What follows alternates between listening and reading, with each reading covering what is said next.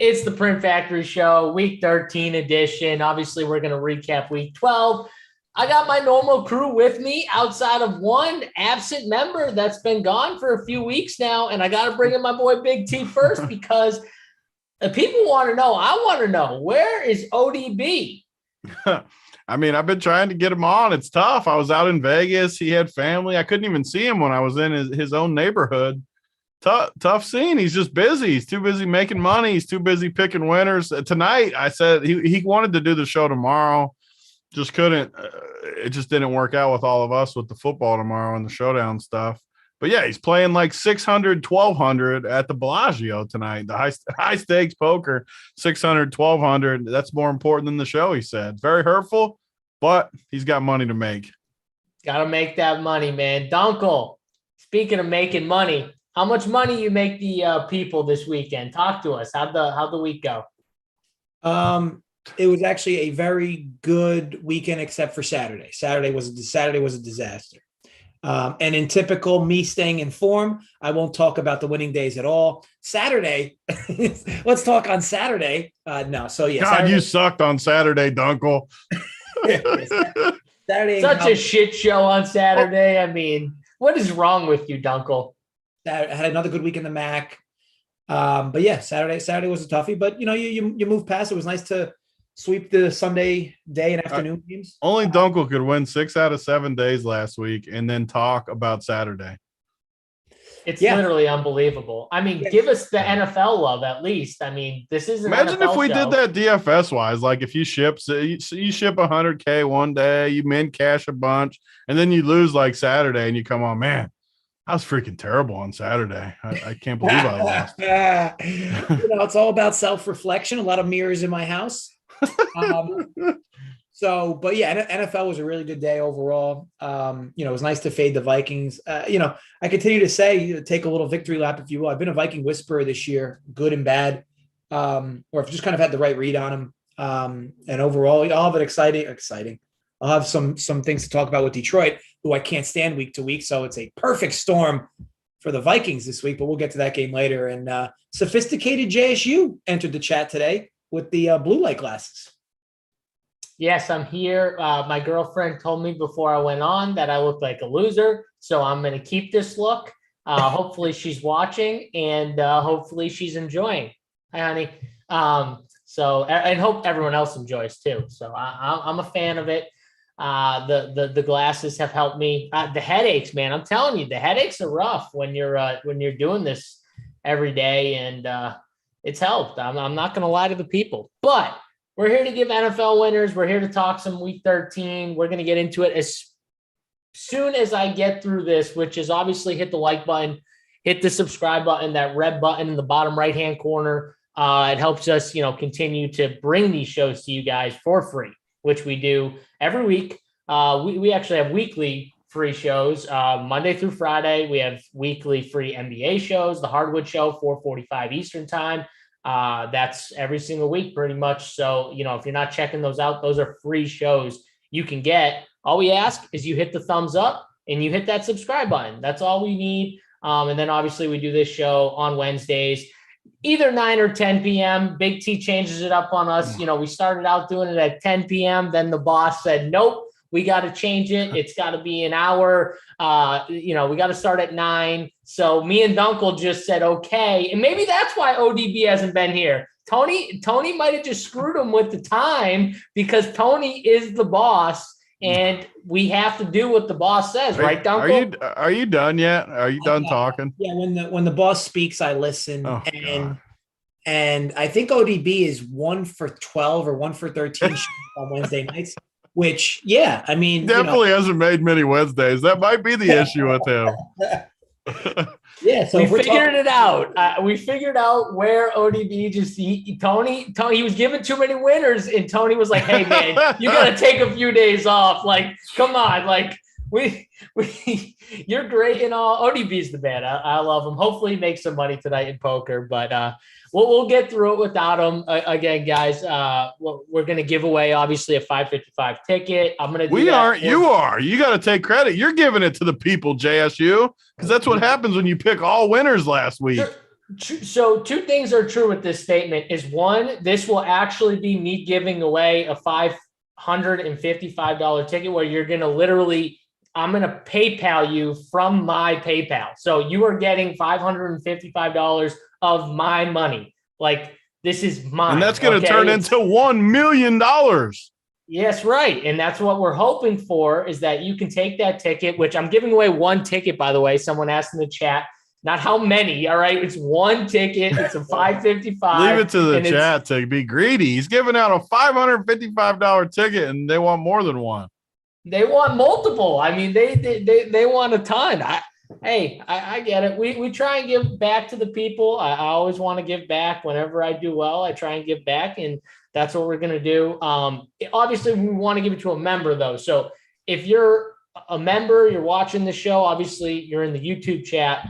When we give it away, I'm going to be looking in the live show chat in the Discord. So if you're not in the Discord, I apologize, but I'm going to be picking someone from the Discord. So if you're not in the Discord and you are a member, I really highly recommend anyways, just getting in the Discord. But, like, what are you doing if you're not in the Discord and you're actually a member? Get in the Discord. If not for the 555 ticket, then I don't know what will get you in there, because the Discord is where it's at. A lot of good information in there. People talking sports all throughout the day. So you got to check that out. But, boys, enough with that. We'll get to the ticket later. We got a bunch of, normal. We got Gatekeeper in the chat. He's talking about my glasses here. Yeah, I mean, the glasses, I thought the glasses bring the ladies, but the girlfriend tells me otherwise, JJ. I don't know.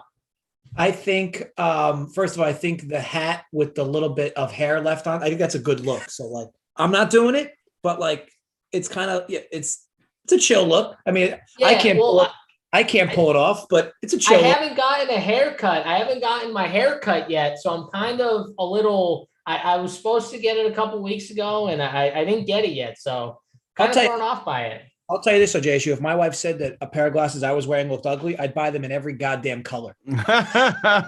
Every single color.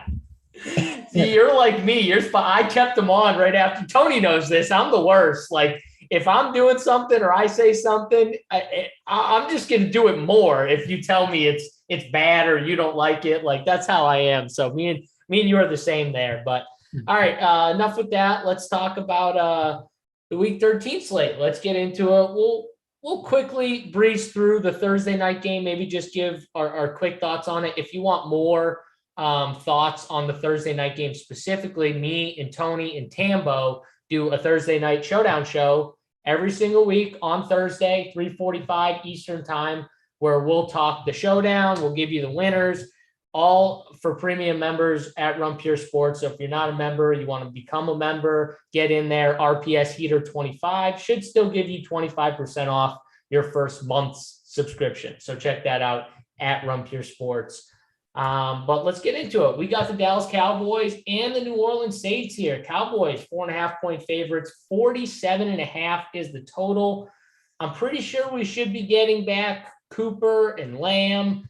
They're down Cedric Wilson. I think he's out with an ankle injury or something. So, JJ, what are we doing here with the Cowboys getting their, stud receivers back? And then on the other side, you got the Saints with Kamara looking iffy. He's got they said like a tear in his knee or something like that. So he's up and down. And then Taysom Hill start.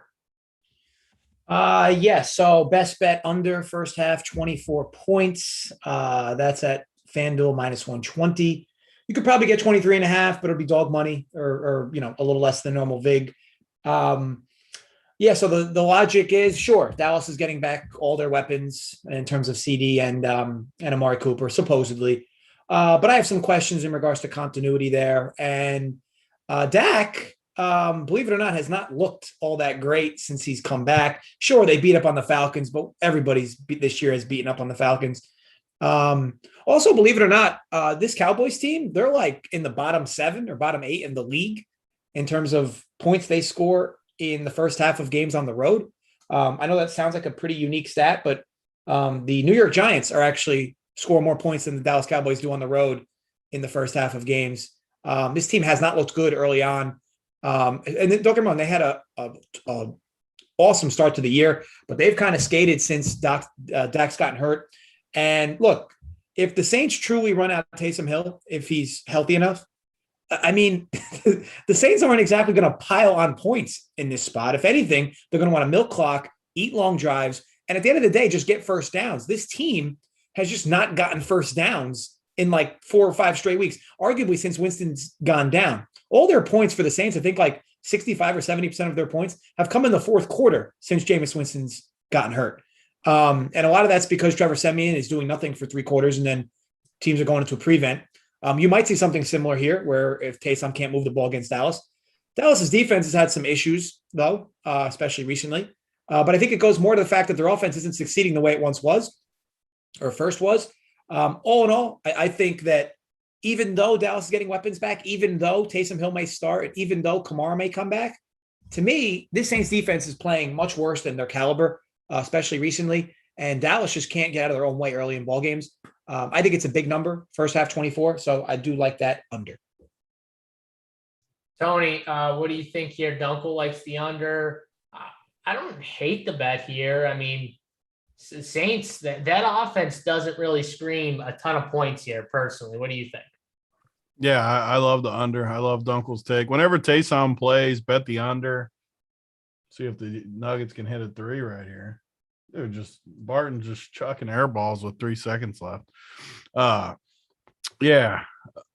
Saints just don't score points with Taysom as much. I love Taysom. They're going to play a slower game, though. They're going to run it. It's just, I agree with Dunkel. I don't think Dallas's offense is going to move the ball all that great against New Orleans either. So I love the New Orleans take. I love Taysom for Showdown because people just haven't adjusted to the style of game when he's in there. It's going to play way slower. People are going to jam all these Dallas stars, and I just don't see it. It's never the way these New Orleans Taysom game, assuming he's healthy and it does play the full game. If we get news that somehow he's only going to play half the game or series here, it depends on the news tomorrow. But for the most part, I think the game plays slow. I think New Orleans wins too. I think New Orleans wins outright. So I like the 5 or whatever you can get right now at home. I'm not sold on Dallas. I don't know. We were kind of low on them to start the year, and then we got higher, and now I'm kind of getting lower on them again. I don't know. I really like New Orleans, and I really like the under with Dunkel. We'll talk more about the DFS tomorrow, but I do like it a lot for DFS too because everyone's going to jam these Dallas guys, and I'm just not sure that's the way you want to go about building this game. Yeah, that makes some sense. I mean, the Saints, they want to have long sustaining drives. They want to be in 3rd and shorts a ton and milk the clock. Like you guys have said, that's how they want to do it, which that's not going to just scream a ton of points if they're successful doing that. Now, obviously they were really unsuccessful last game where the Bills just stomped on them and they couldn't get anything really going. But with Taysom there, that's how they're going to want to play it the same way. They're not going to let him just rip the ball down the field. So I like the under. I think it's a really good look. Like Tony said, we'll talk more about it. Also, if you're playing NBA, I hate to be the bearer of bad news, but if you played Christian Wood, Kevin Porter Jr., they're out for the rest of the game. So sorry, I did play them a little as well. So hopefully not many people fell on those landmines because they were expensive, but they're not going to return. So that was a little NBA news that just popped on my phone. Wanted to let people know. Let's get back to the NFL talk, and we'll move on to the main slate where we're going to start off with the Arizona Cardinals and the Chicago Bears. Cardinals here, -7.5. 45 is the total for this game.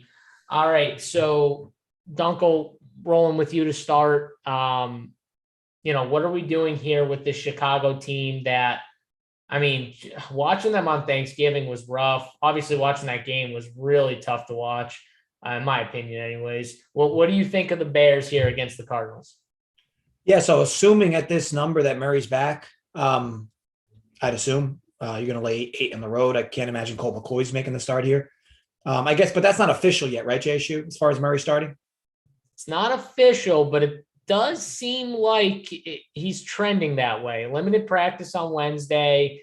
Obviously off the bye, he's had a bunch of rest. That it seemed like he had been close like the week before too, but they kind of held him out for after the bye anyways. So it does feel like he's going to give it a go here, especially with that line.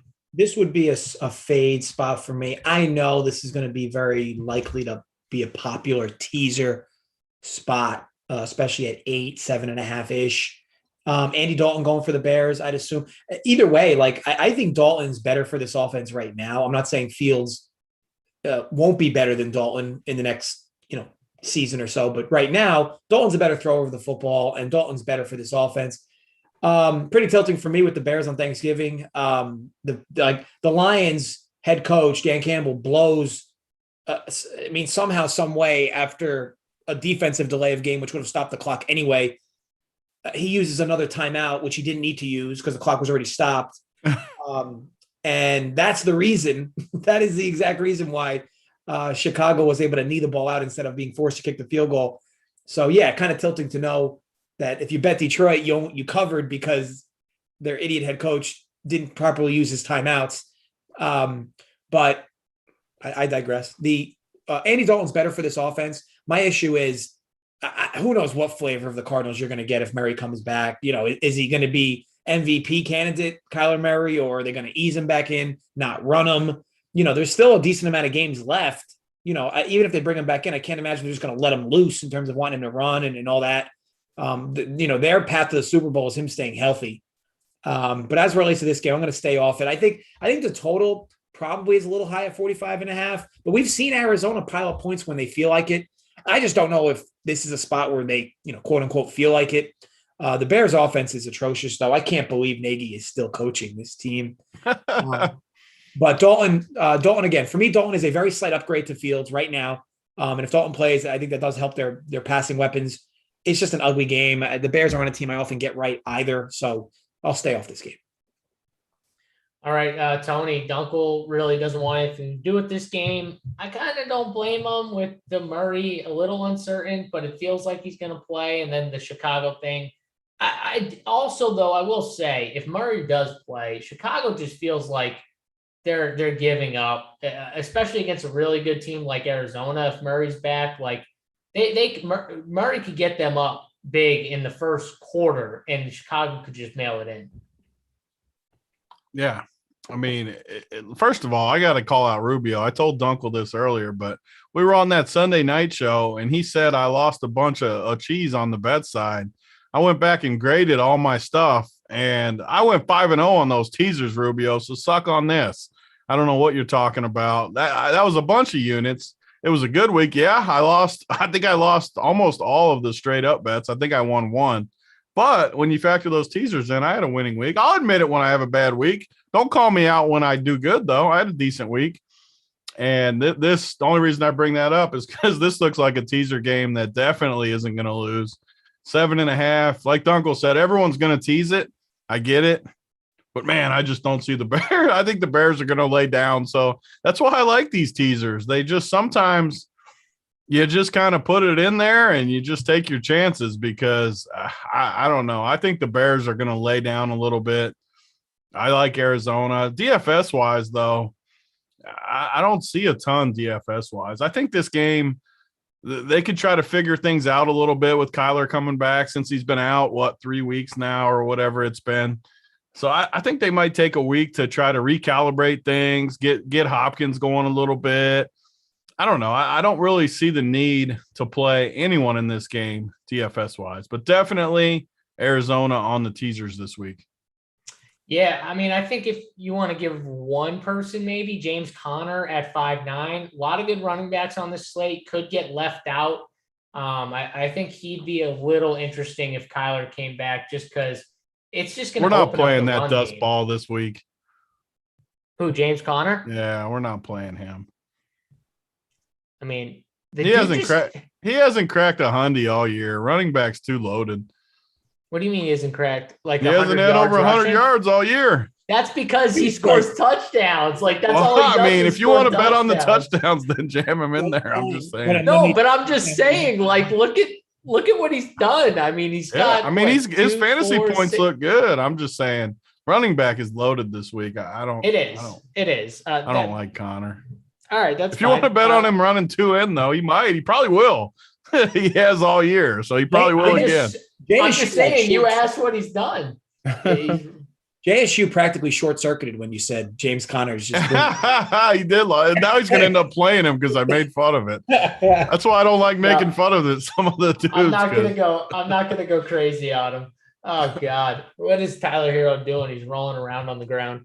All right, let's move on. We had enough talk of this game. New York Giants, Miami Dolphins, 4.5. Dolphins at home favorites. 41 is the total on this game. Dunkel, right back here. Dolphins off, I guess you could say, a really impressive domination of the Carolina Panthers. Cam, in my eyes, not very good though. So I'm back. He said, I'm back. Yeah, he's back. He was back for like 3 quarters, and that was it. Like, he's gone again. So, and now McCaffrey's down. He's going to be out probably for the whole year, right? Like, he's done, he's done. Yeah, he's done. Yeah, so what are we doing here with this Panthers team? Like, well, the Panthers team. We're going on the Panthers now. Oh, I'm sorry. The Dolphins. I'm sorry. Yeah. Like after the Panthers game. Either way, and yeah, don't worry. Cam Newton has 5.8 quarterback rating last week. He's 100% back. I'm back. That's the Cam. That's the Cam we remember from New England. Okay, so I did an adjusted teaser last week with the Giants where I was able to take them from 4 to 10.5, just combined. Because here's the thing: moving a teaser from 4 to 10.5 is actually cheaper than moving through the key. Like if you take 7.5 to 1.5, it's actually more expensive than taking like a team from 4 to 10.5 because you're moving through less key numbers. But this is going to probably be another spot where I want the Giants plus 10.5 in a teaser.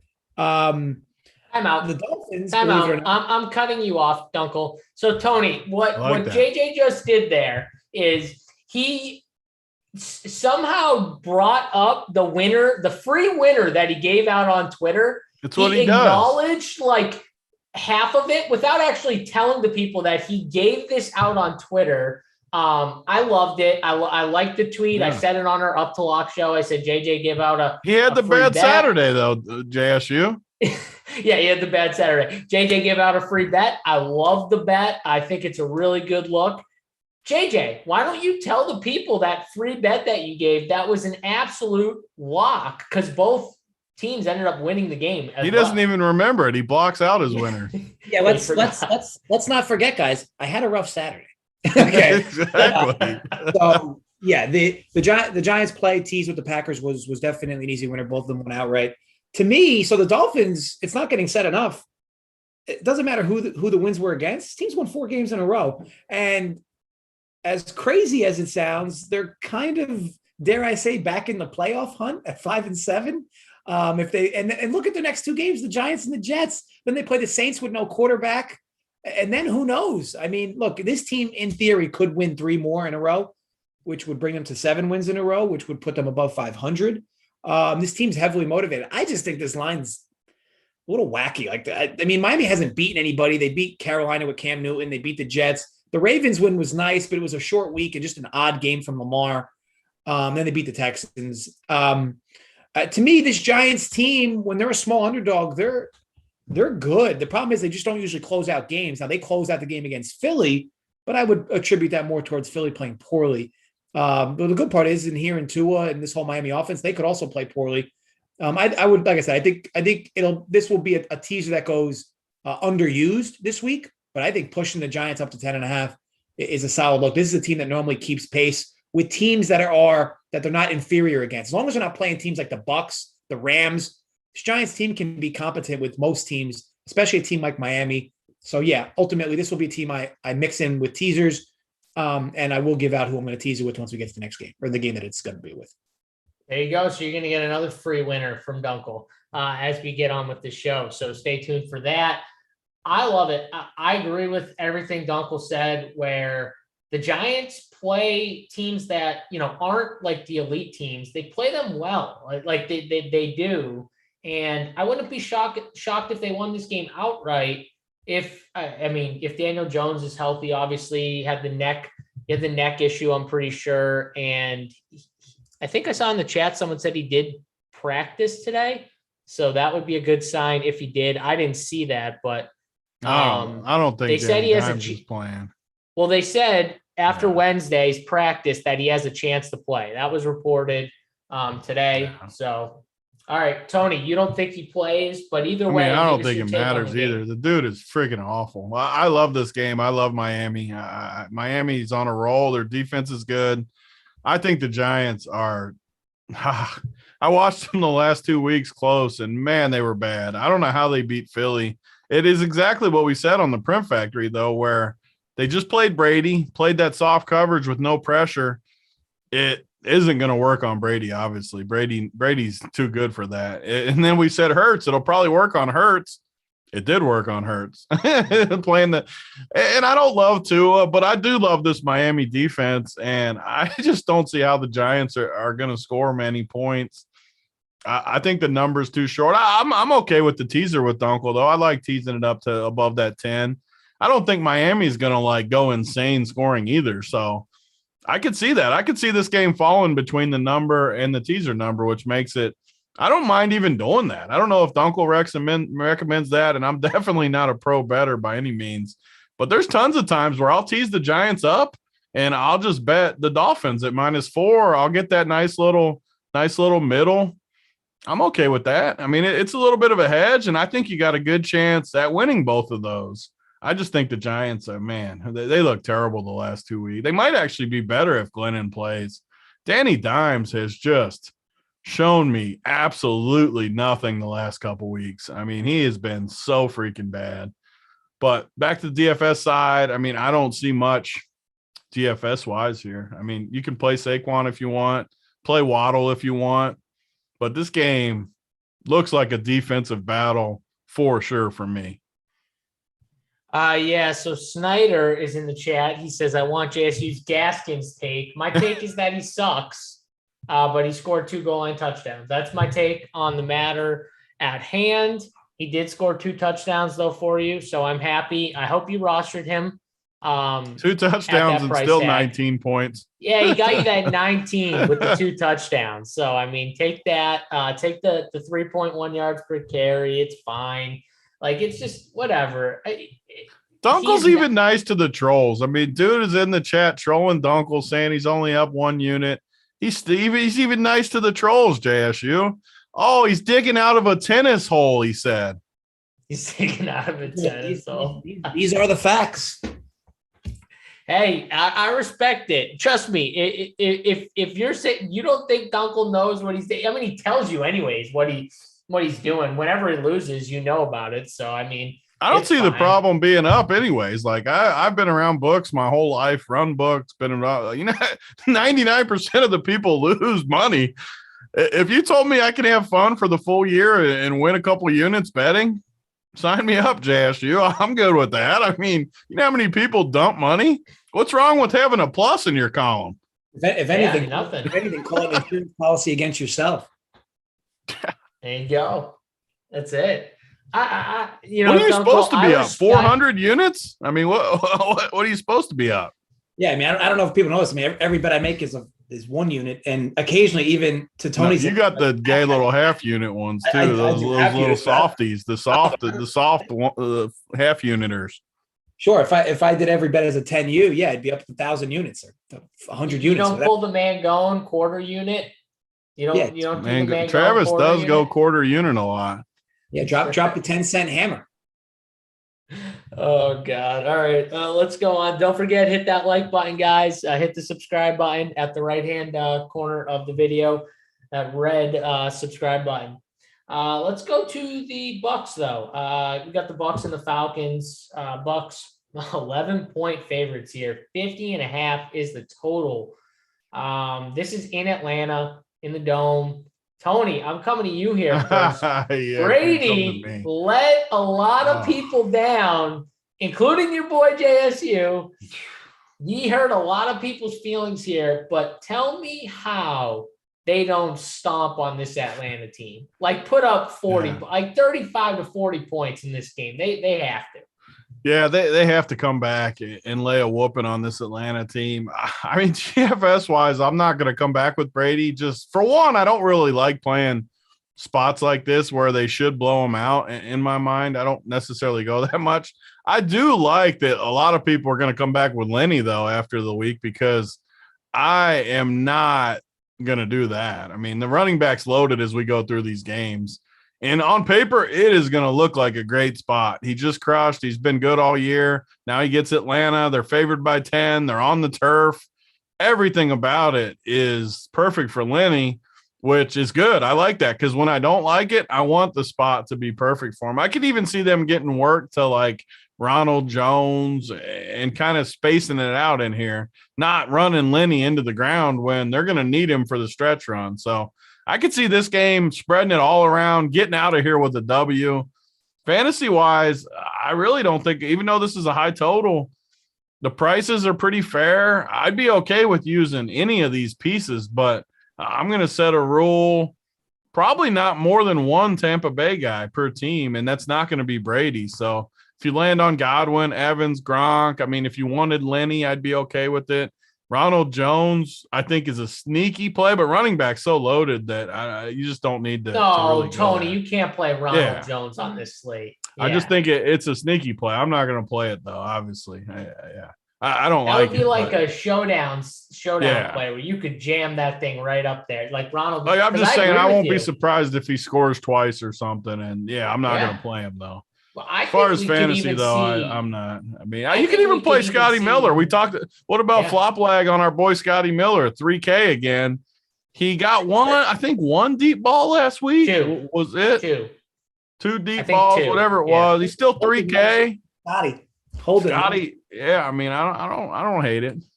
Yeah. So Brown. So AB is expected to miss. It says at least 2 more games. So he's definitely out. So, I mean, if you're MME and you're going heavy on Brady, I wouldn't be opposed to throwing a little Scotty back in there. Again, take a shot. Definitely if you're playing Brady. Definitely. Yeah, for sure. If I'm playing Brady, I'm playing 2 pass catchers because I'm sorry. Definitely. I can't see how one of these receivers doesn't absolutely cry. This is like, I broke this matchup down. What was it? Week 2, I think it was that they played them. Week 2. I broke this matchup down, and Brady is going to pick on the weakest link, and whoever that is. They got a lot of weak links. Where's he going to choose? Atlanta. That's my point. He has the whole field to choose. Like he could just pick anyone, really. I mean, it's been rough for them outside of the one corner who's gotten a little better in his second year. I can't remember his name right now, but I'll hit it in a second. Dunkel, why don't you talk about this game? Are we betting anything here? Can we start talking about how Cordell Patterson should be in the MVP voting? This team looks entirely different with him and versus without him offensively. It's pretty crazy. He comes back and he scores 2 immediate touchdowns, has a big game on the ground. He's good in the pass game. Sure, it's the Jaguars, but it seems like Patterson does this against every team. Like he just puts up I know he gets a lot of high leverage touches, but I mean, it's just his numbers. I mean, I guess it's kind of like Debo, but Cordell's been great. He's not getting much recognition because the Falcons suck, but man, when he's in, that team's offense moves a lot better. Now I'll say this. So I want to bet the over in this game. My issue at 50.5 is more of a, can Atlanta really do enough to keep pace? And if Atlanta's not going to keep pace, Tampa has no true need to pile on the points. I will say this, I'm going to dig deeper into this game though, but first half, you could go back to Tampa Bay. First half team totals, just over 2 touchdowns for Tampa, whether it's your book 14.5, 15.5, 16.5. This team in the first half, I mean, going back since Brady started for this team, it's just a historically good first half offense. And the problem is that I'm a little gun shy because I bet them a few weeks ago on that total and they burned me. I think it was in the Washington game. But, to me, you can go that route. But I will likely have a bet in this game. It's just a matter of how I want to hone in on it. I could go full game over at 50.5. I could go first half team total for Tampa. I could go first half Tampa. I'm not going to be betting Atlanta. I know it's a big number, but I think you're silly to be betting Atlanta in this spot. Tampa needs to get wins. And this is a very inferior opponent as it relates to Tampa's talent. Cordell Patterson could muddy things a bit as far as the spread goes. But again, maybe bet the total instead over full game. But I'm definitely going to have a target here. I'll give you some options to hone in on. But it's early in the week. I'll wait to see the injury report, and I'll go from there. Yeah, I'm probably going to end up going back to a little Brady. I know Tony doesn't like it, but I just think it's easy to do. You play 2 pass catchers. It's just a simple. The only thing that Tony probably doesn't like is who do you run it back with? Cordell Patterson is obviously the first one that comes to mind, but again, running back is so damn loaded. And he's not cheap either. It's $7K against Tampa, where really he's been playing running back. Like, I know he plays receiver too, but look at 16 rushing. I wish he was a receiver. I wish he was receiver eligible. Yeah. But he's been a running back. Like, that's where he's been, that they've needed him. They have friggin' Mike Davis and like, if he's not playing running back, Quadri Allison's in there and whoever else, like, just not good options. So they kind of have nobody else. So that's the one thing is, do you run it back? I know Tony hates this, but I could stack. God, Brady if you tell me you're playing Tampa back with 2 guys and no run back, that's not how I wanted to start the show.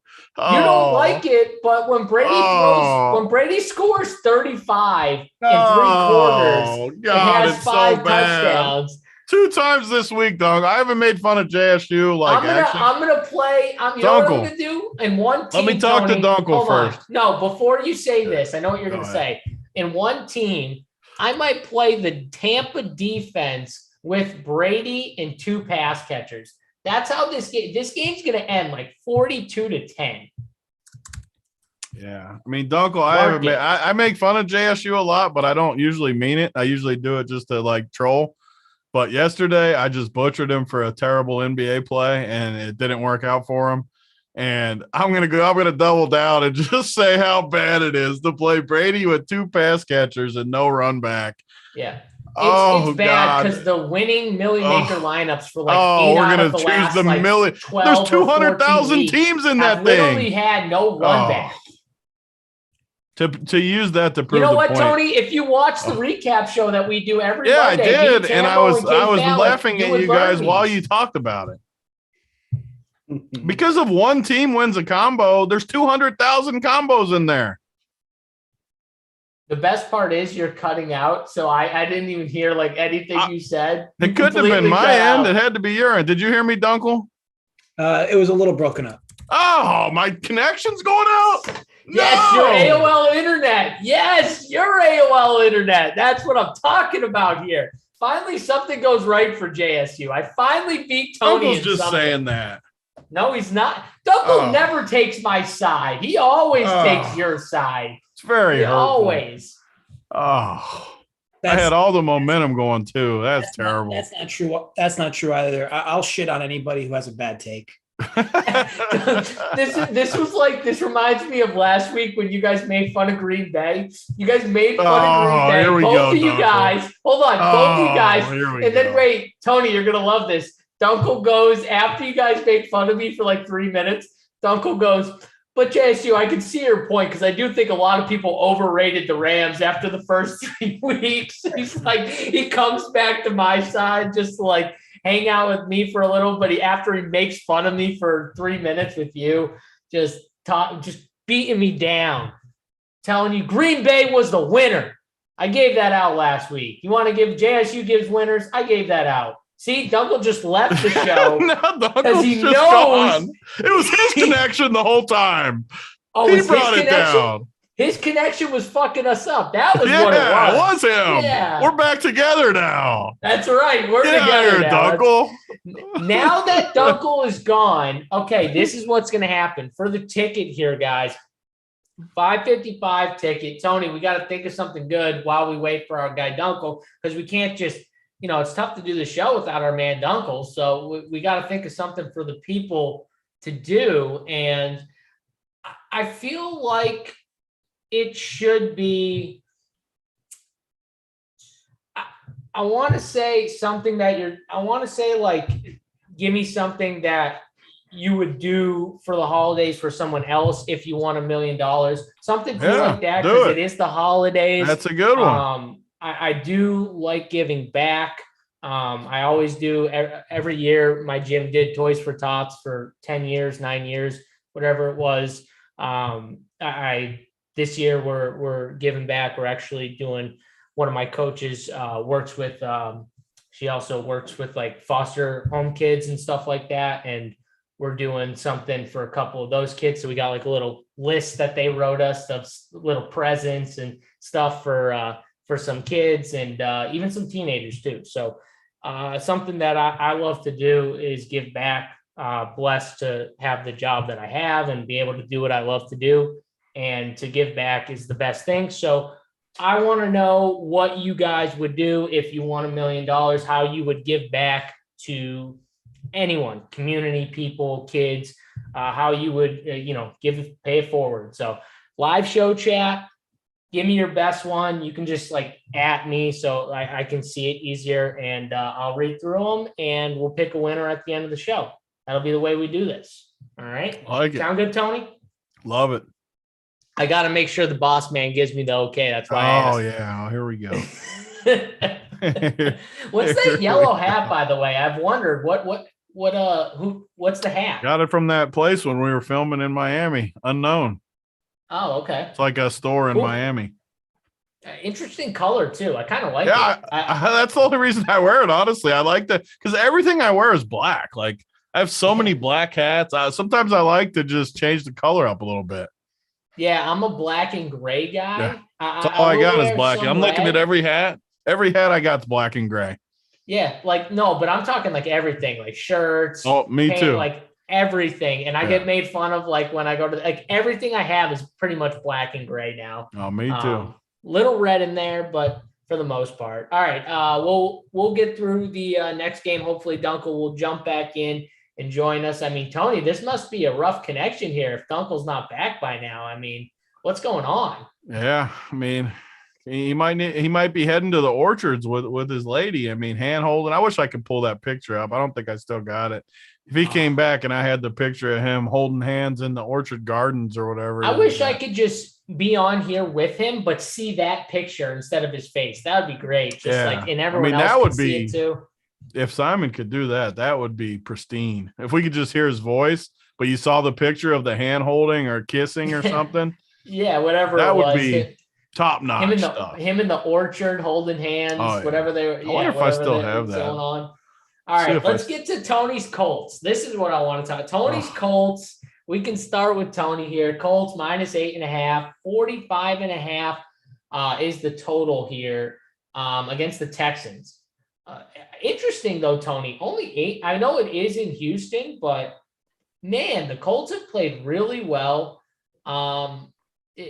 Should this be like a double-digit spread here?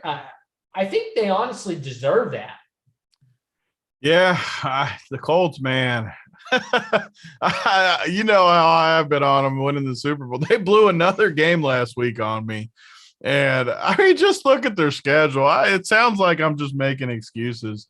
So I don't even they blew another game. I'm not making excuses. I still think they're a top-notch team, but you look, they literally blew the game last week versus the Bucs. They blew the game versus the Titans at home. They easily had that game won. The Baltimore Monday night game, they definitely had won. I mean, that's 3 of their losses right there. The Rams game, they had 1, 2. That's 4. I mean, they could easily have like 1 or 2 losses. Again, it sounds like I'm making excuses. No one cares. What's the shirt say? No one cares. Get better. So back to the point this week. Yeah, I mean, they're in a great spot. I just don't think I say this all the time. They're my team. I don't really treat them as a blowout team as much. Like if they're an underdog, I will always like them. I don't care who they play. They could be, if they're a 5-point dog to anybody, I'm going to like them every time. If they're a 9-point favorite, I'm a little uncomfortable with them just because they're not really a team that, like, they'll get up 2 touchdowns and they'll just sit on it. They don't really try to just kill you. They pounded Buffalo a few weeks ago, but I think that was more fluky than anything. I mean, Buffalo was just bad. Jonathan Taylor was going nuts. I say all that. I don't not like him. Jonathan Taylor is going to be probably the best play of the week against Houston because you know what? They're going to pound him. There's no way they don't. No matter what, they're going to pound him. I love it. And teasers, though, if you can get this as a teaser game, absolutely love it. I'm not going to play anyone else in this game, though, besides Jonathan Taylor. I don't think, at least. Guys, I'm back. Yeah. Good to see you, Dunkel. We are here to talk some Carson Wentz. I'm about to defend Dunkel to this, Chef. Chef Curry, what do you want, Chef Curry? What do you want? Get off my man Dunkel. All I hear about winners, this winter is all I want to see. One winner more than loss. What do you want, Chef Curry? Say it in the chat. What do you want? What do you want Dunkel to have? Like, what's a good number to be up, Chef Curry? Tell us. We're in December. What should Dunkel be up?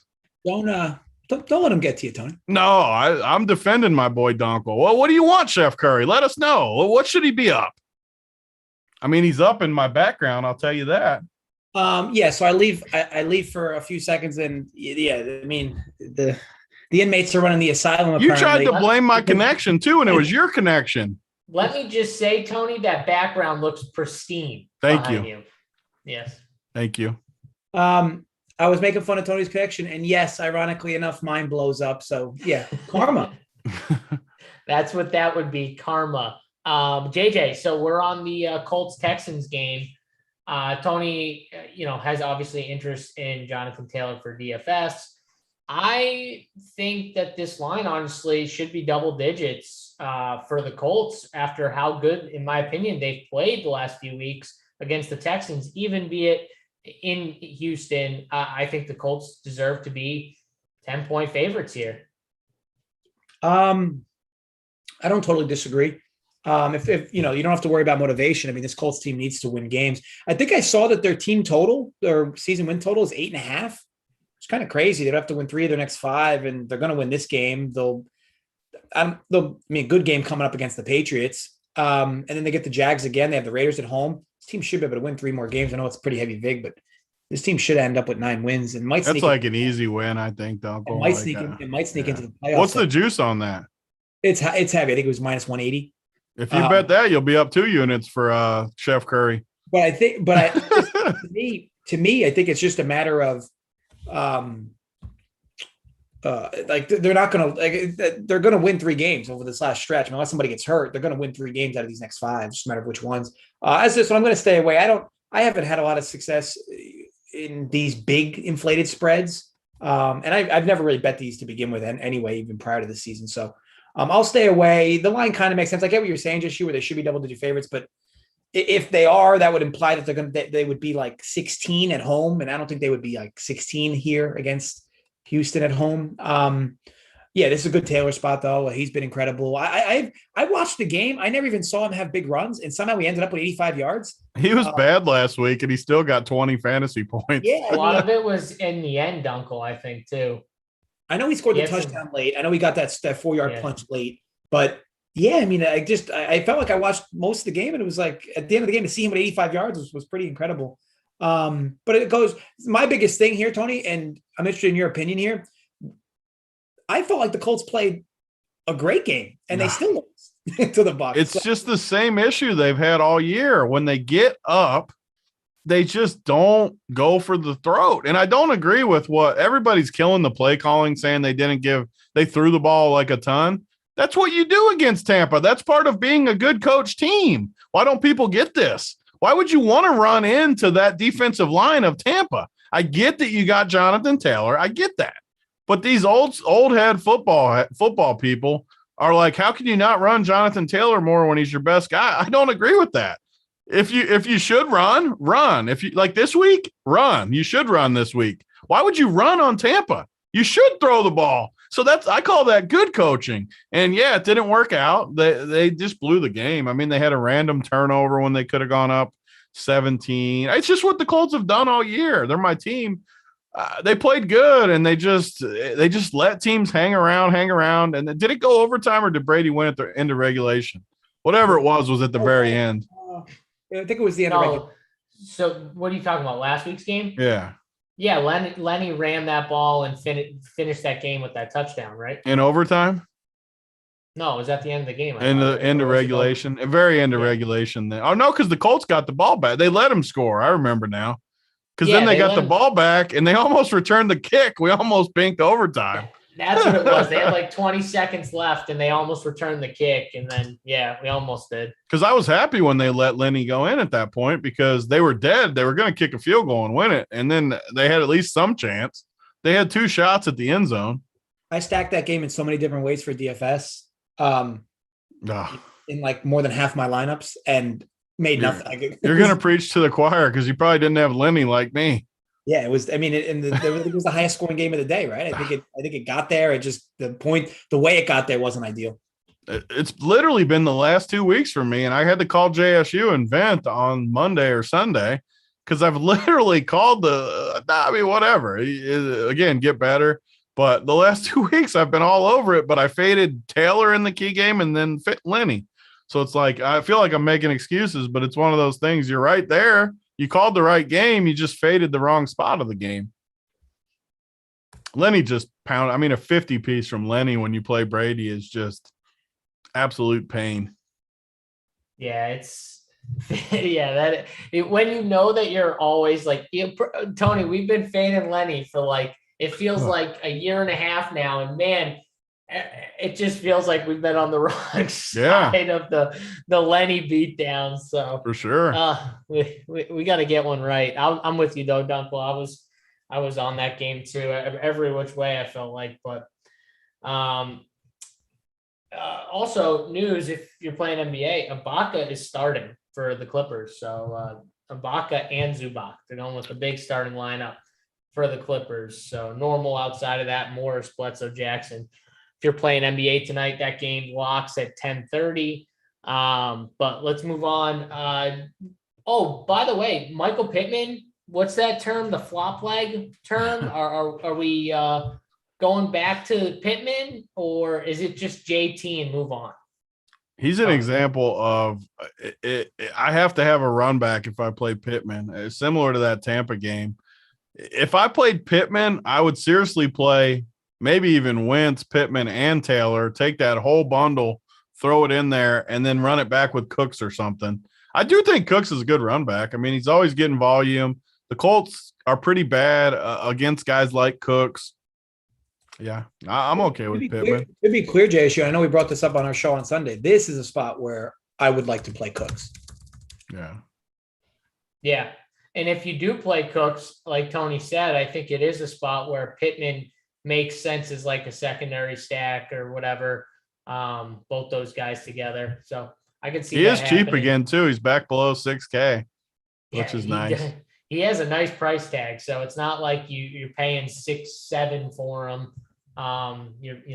That's a good price tag. 5.6 or 5.7 on DK is nice. All right. I will say, like, if you somehow think Houston can score on them, which I don't think is insane. The Colts defense isn't great.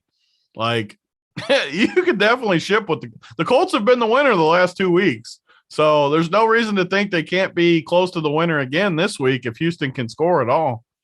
And I'll say this quick too as well. Hilton's snap count slowly going up, and Zach Pascal sucks. So Zach Pascal is so bad.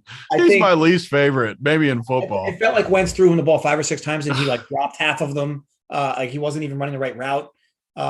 So if Hilton's getting healthier, I'd expect to see him more on the field at 4,400. I mean, if you wanted a run back or some flavor just on the Colts, I think that Hilton isn't a bad option at that price, especially if he ends up seeing a little more field time this week, like close to 70%. He's getting closer and closer to how much Pittman's on the field. And he also got a few little red zone targets as well. Yeah, I could see the T.Y. Hilton. Isn't this the matchup where he just always dominates too? The old T.Y. always dominated. Yeah. You gotta get these up there. All but right, he used to own them. Yeah, he's still better than Pascal. So I mean, I don't disagree with that. Yeah. Like if you're playing Wentz and you're not playing Taylor, I think you could play T.Y. Not in a Taylor team though. I agree with that. All right, let's move on to this game. The Eagles and the Jets, I really don't have a ton to say about this game. -7, the Eagles are the favorites here, even though it is in New York. 45 is the total. Dunkel, the total's 45 here. I hate both these friggin' teams. Well, what are we doing with this game here?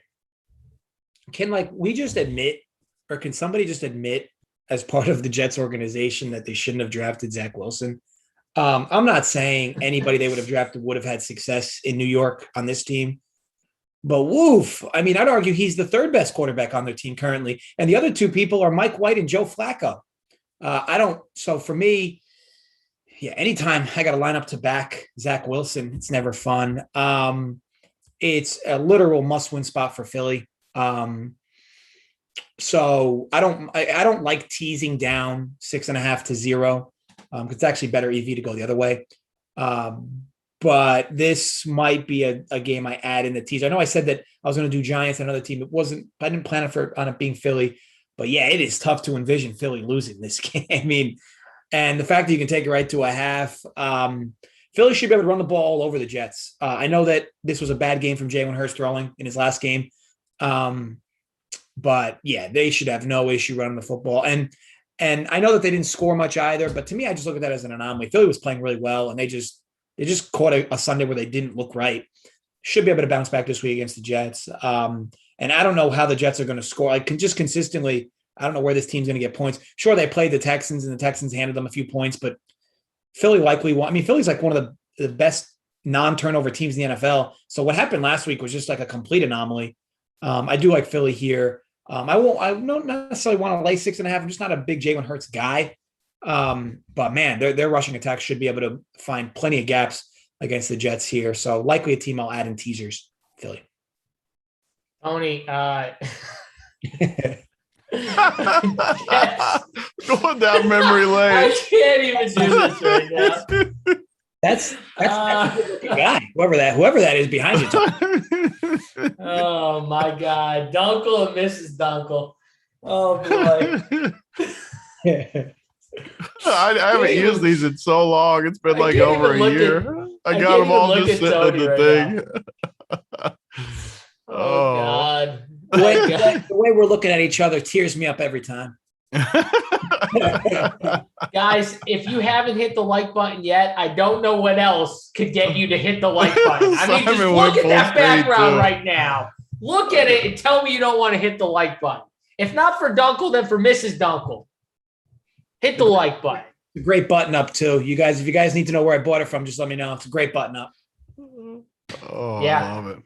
All right. Well, maybe I'll take you up on that offer. We'll see. Tony, can I get your thoughts on the Jets and Eagles, please?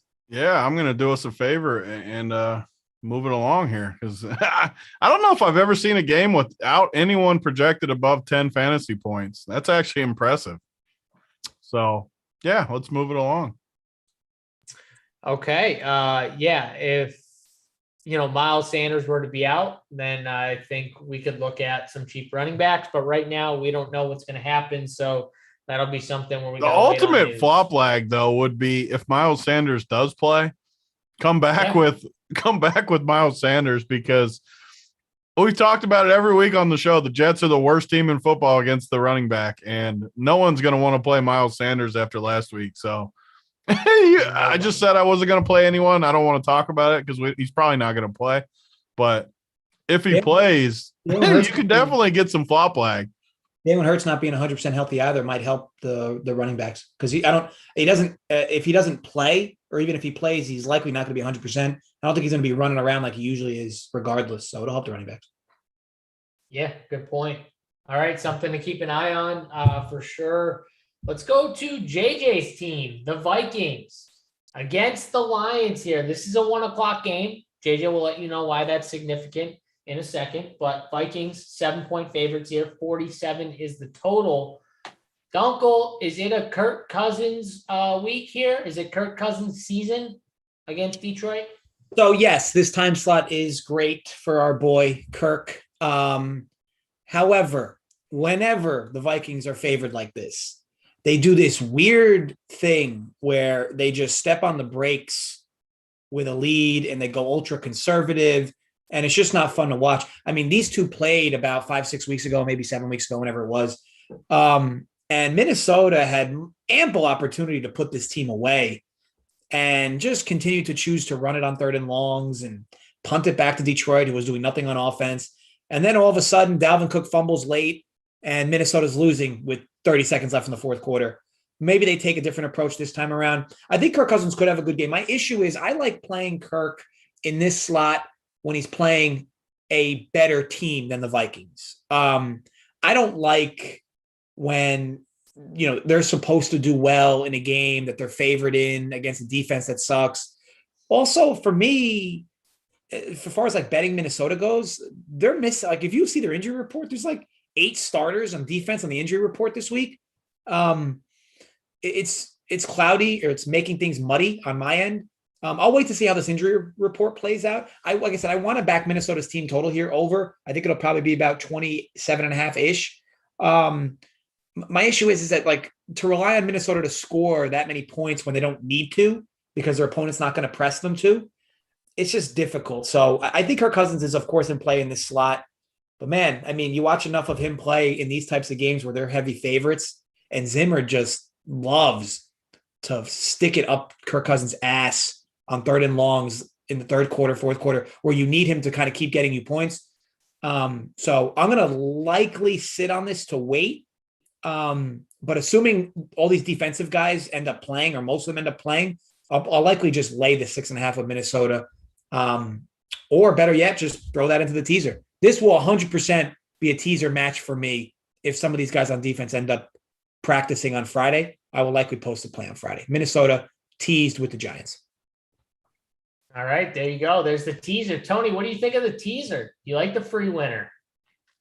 I mean, like always, I hate to be redundant for the people that listen. If it ends up above 7, I will love the teaser. If it ends up at 7 flat, I probably won't play it. I mean, I know it doesn't sound like a big deal to people, but I've made a profit, like our boy, whatever the troll's name was. I've profited like 6 straight years off these teasers.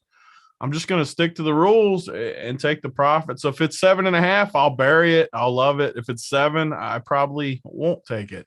It's just what I believe in. So, but back to the game, I don't know. I kind of feel like Detroit play. I agree with Dunkel. First of all, I like Minnesota. It's almost like the Colts in a way. I love them as underdogs. I hate them as favorites for the most part. Detroit is kind of an exception because they are bad. So you could definitely see Minnesota just handling them. But I don't know. I kind of like these plays from Detroit. And one thing I'm trying to get better at DFS-wise is just stacking these games where the parts are easy. Minnesota, the parts are extremely easy. Madison and Jefferson at the top. You got Thielen getting touchdowns. You got Conklin if you needed a tight end. That's it. That's super easy. You can play Cousins with any of that. I love that. You don't have to play the guessing game. You got everything you need. And in this spot, you got a great run back. Jamal Williams is, if not the best play of the week, one of the best plays of the week. 5,400 in a perfect script to catch 8 to 10 balls, touchdown, upside, everything pointing towards a big Jamal Williams week. I love him. And Hawkinson, tight end, you can play him. Josh Reynolds, I know JSU likes 3,400. He looked good last week on Turkey Day. So for me, this game has literally everything you could want DFS-wise to stack it up. Play Cousins with 2 pieces, play a run back, enjoy your game. Because I don't see this being low scoring no matter what. I see points. If it's a blowout, Minnesota will score. Detroit will have a great game script to come back. If it's close, they're going to score. Like, I don't see this being a 10-7 game ever. So I think it's a great game DFS-wise, and I'm going to be all over it. I mean, Jamal Williams is literally the perfect run back. 5,400, the whole backfield to himself. He's just the perfect run back. Yeah, I agree with you. I think this game is a really good game to target.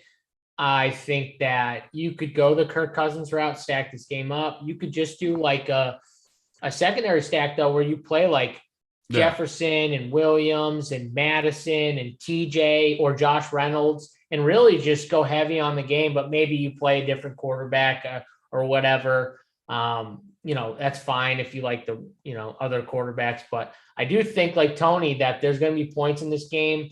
You got value in this game. You got value at running back, wide receiver. You've got stud wide receivers, stud running backs.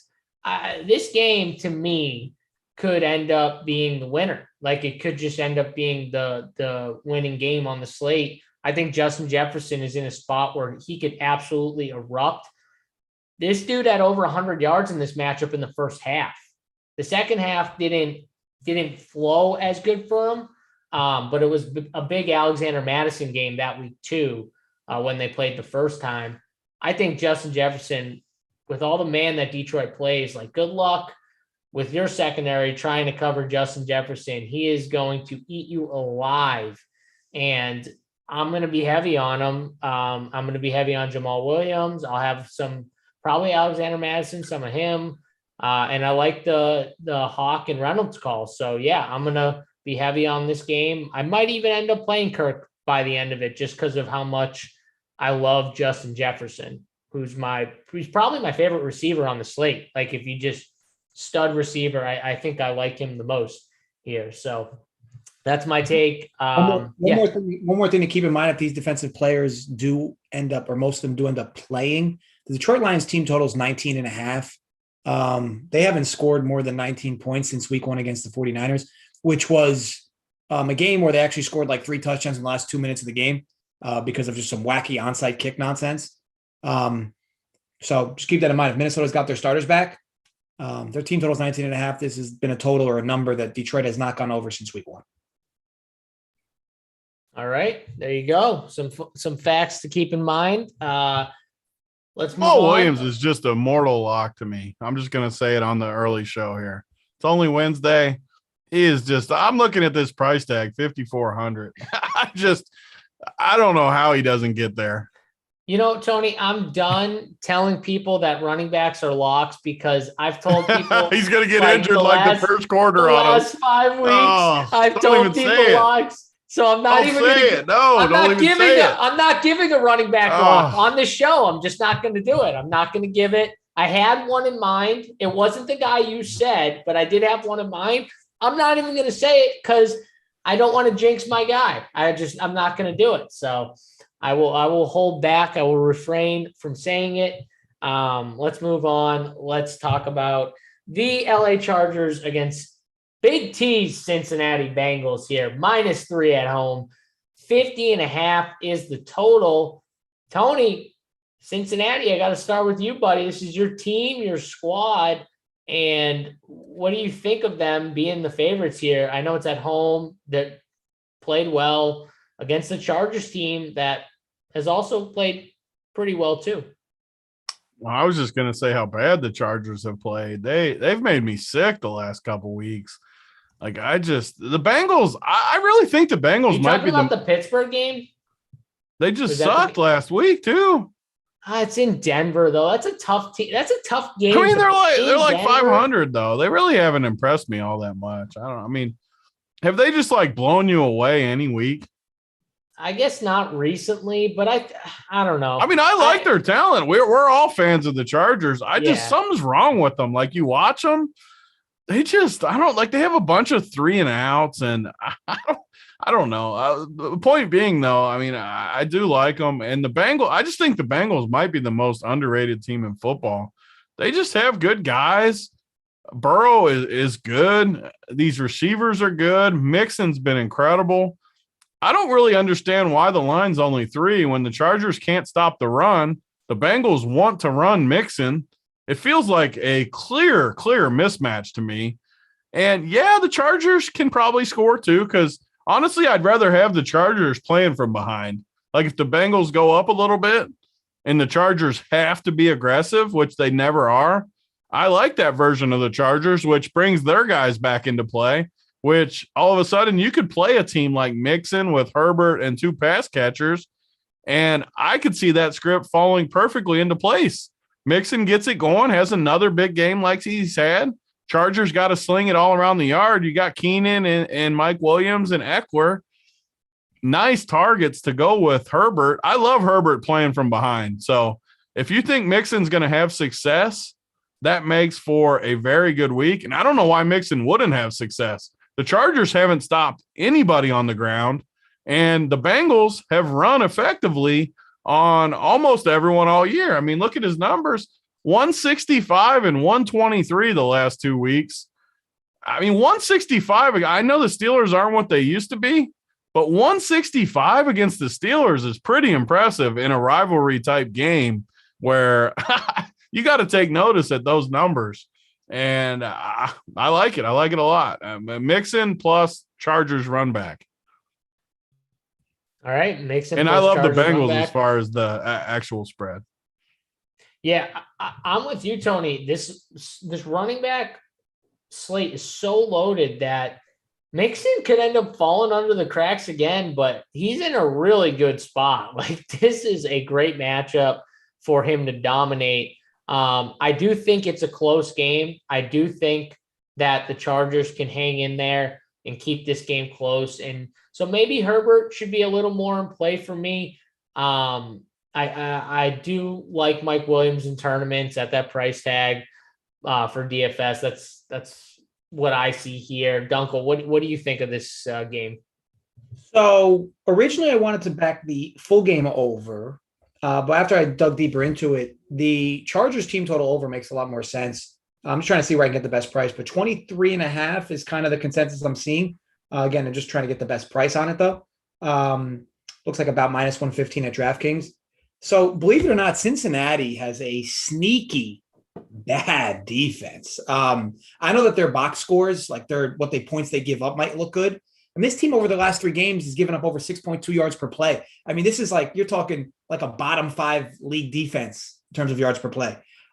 They have been very good on the red zone defensively. They have been very good at forcing turnovers. And they've been very good at letting their opponents slip over their own 2 feet, which is something the Chargers have been known to do this year offensively. I just can't look past Dunkel, though. Dunkel, I gotta call out my man Dunkel here. I defended you earlier. I gotta get in one shot on you. Dunkel, the last 2 weeks, they completely shut down those 2 teams. The stats have to be misleading. So they have to be. The last 3 games combined, the Cincinnati. Well, the Cleveland, they literally just ran all over them, so it's going to skew the numbers. The Raiders and the Steelers did nothing against them. Nothing. I watched the full games. They did nothing. Yeah. So, well, but that's a lifeless offense as it is, right? I mean, it is, but you're saying the last 3 games. I don't agree. Well, I mean, the numbers are what. But you're putting the 3rd game in, the Cleveland game, skewing the scale. Well, I mean, it's and Big Ben got like 200 yards in the 4th quarter when the game was over. I mean, sure, if you want, I could have included the Mike White game right before. Mike White torched his team for 400 yards. Wasn't that the Mike White game? Am I right? That was versus the Colts, I think. No, he got hurt versus the Colts. Oh, I'm pretty sure Mike White threw for like 450 against his defense. The Bengals? Yeah. Let me. But either way, I think so. The numbers are what they are. I think that, Mike White threw for 405 yards against the Bengals. I think and I didn't even include that game in my little, scheme. Well, use that one then. I'll give you that one. Use that one. So we can stretch it back. I'll use the Steelers when they got beat 41-10. So we can and the Raiders when they got beat 32-13. So we can stretch it to 4 games where the yards per play is still over 6.2 that this defense has given up. To me, when the Bengals see real offenses, they've given up plenty of points. I'd argue the Packers should have had a lot more than 25. I think Mason Crosby missed like 7 field goals that game. I mean, the Lions, they were good against, but the Lions are a lifeless offense. They looked good against the Ravens in Baltimore. I'd argue it was their best well-played game of the year. I've just seen this Bengals team, and look, I'm a Joe Burrow guy. I want to see this team win. It's not like I'm biased against them. It's just the numbers are what they are. This team's not a good defense, and opponents against them are not going to continue to trip over themselves. So, I like the Chargers over their team total here. It's 23.5. The Bengals could still go over their team total and cover. I just feel like everybody's now down on the Chargers, and they're I'd argue they're the most Jekyll and Hyde team in the NFL. So, happy to take the Chargers off a few bad games for their offense to produce. They're going up against a defense that's severely overrated. So happy to take team total Chargers 23.5 over. It's minus 115 at DraftKings. All Right. I don't mind the Chargers side. I know Tony loves Cincy here. I think this is going to be two good football teams going back and forth. I think it's going to be a close game. I think there's going to be points. And, for DFS, you might want a piece of this game. There's some good price tags out there, but also some good spend ups like Joe Mixon. So definitely we'll have a little piece of this game from a DFS side. Let's go, though, to the Washington football team against the Las Vegas Raiders. Raiders -2.5 here at home for Las Vegas. 49.5 is the total. Tony, I'm coming to you on this one first, sir, because you are the biggest Raiders hater in the community, in my opinion. You have never believed in the Raiders. What do you think of this? Them at home against a football team that, God, they're bad. They're bad. I mean, they scored 17 points against that Seattle team. That was painful, as my friend Big T says. Painful to watch Taylor. Taylor Heineke was bad, by the way. Like, he was really bad. The running back saved his ass. I mean, all he was doing was dumping off. He was just bad. And all they kept doing was saying good things about like him and Russell Wilson I'm like, these guys are not playing well right now. And all you're doing is saying nice things about them. Like, I wish the announcers would call these guys out on air with what they're doing, which I'm sorry, but what Washington football was doing was running the football and short dump offs, short passes with Taylor Heineke. And they had a little success, but not a ton. It was nothing crazy. And I don't know. I think the Raiders are the better team here. I know you're going to disagree with that, though. You probably think they're as good. You probably think they're the exact same team, right, Tony? Yeah, I think Washington is one of my favorite plays of the week for sure. Definitely a teaser game. I think Washington matches up great with the Raiders. I am so glad that the spread is 2.5 because it is a perfect teaser game for me up to 8.5. I hate the Raiders. I actually kind of like Washington a little bit as a team. I'm not like saying I think they're a Super Bowl contender or something, but I think they're a mediocre team, like a 500 team I think that's better than the Raiders. I just don't. I mean, fantasy-wise, I'm not playing anyone in this game, though, which is weird because it is one of the higher totals. I think this game might get like some traction DFS-wise as being the quote-unquote like sneaky game of the week or something. It's always the people that see the high total. They see the two defenses that just haven't been great this year. The Raiders D's bad. Washington D's been bad too. I don't know, though. I just look at the guys. Jacobs has been getting a lot more work, but running back is loaded this week. If running back wasn't loaded, I could make a case for Jacobs this week. Like, I don't hate the play. It's just we can't play every running back. We have to fade some of them. I don't love it. Gibson looked – so this is going to sound crazy because he ended up being the winner on Monday night. I thought he looked bad in the game. There was a lot of times where there was huge holes, and he would, like, run. It was almost the Jonathan Taylor from 2 years when we were first doing this, where he would just run into the back of his linemen. He'd run into legs, and there were some big holes that he just missed. I mean, I felt like he could have got much bigger runs, and I'm saying this after he got – 24 fantasy points or something, maybe even more. That might be FanDuel, whatever 26. And I will say he had 7 targets for 7 receptions for 35 yards. So let me just tell you right now that the only other game where he had more than 3 targets in the passing game was game 1 against the Chargers, where he had 5. He caught 7 balls on 7 targets. That's the most by far, doubling up his most targets since week 1. So that is, I'm telling you right now, that was due to Seattle and what I told you about Seattle, which is they can't freaking go, they can't tackle in space. They can't guard these short dump offs, and Washington football team just killed them with short passes. That's what Seattle can't do. They've gotten killed by teams all year who just attack them with short passes, screen plays constantly. And that's what we saw in this game. We saw the short passing game be a huge thing to the running back specifically and the screen game.